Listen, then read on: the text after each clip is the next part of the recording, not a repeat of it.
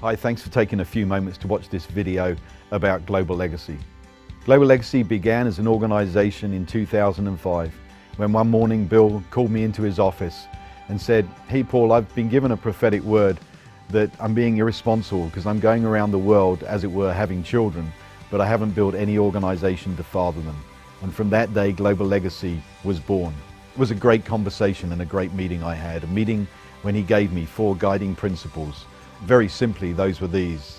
Heaven's government is family. It's all about family, he said to me.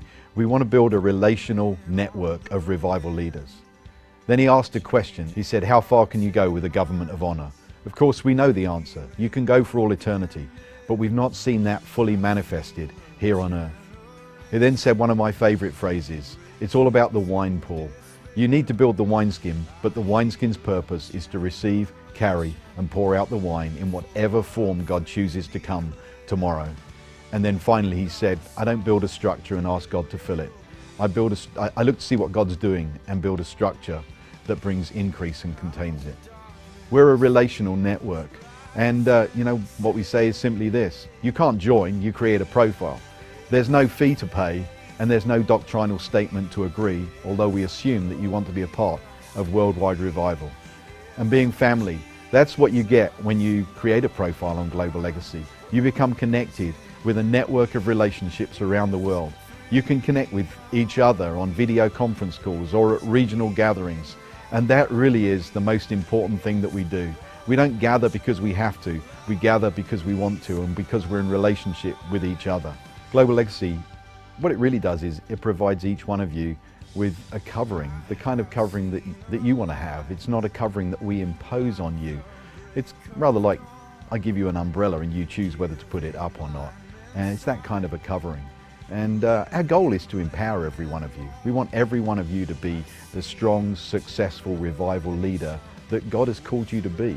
And so we've built Global Legacy so that we empower you. The river is meant to get deeper the further from the temple it flows. It's not about all roads coming back to Bethel. It's about a flow coming out of Bethel that enables each one of you to be successful in the unique way that God has created you. But it's really important for me to say that this isn't just about churches or church leaders.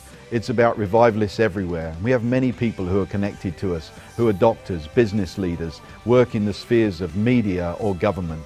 And that's really, really important. I believe that every one of us should realize that we're revivalists, whether we stand behind a pulpit or work in the OR every day of the week. We have a really huge vision for Global Legacy. And the team that I've gathered around me are absolutely essential for putting the legs, as it were, on that vision and making it a reality. And I'm so grateful to the team that God has given me to enable what was a very tentative and sketchy plan in 2005 to being now a plan that really, I believe, can bring a significant contribution to worldwide revival. We've developed some amazing resources these past few years. And probably the most significant and popular at the moment is the Leader Development Program. And we have over 1,000 leaders on that this year, but there are other resources that we make available. And then we've got regional meetings and gatherings that are taking place around the world.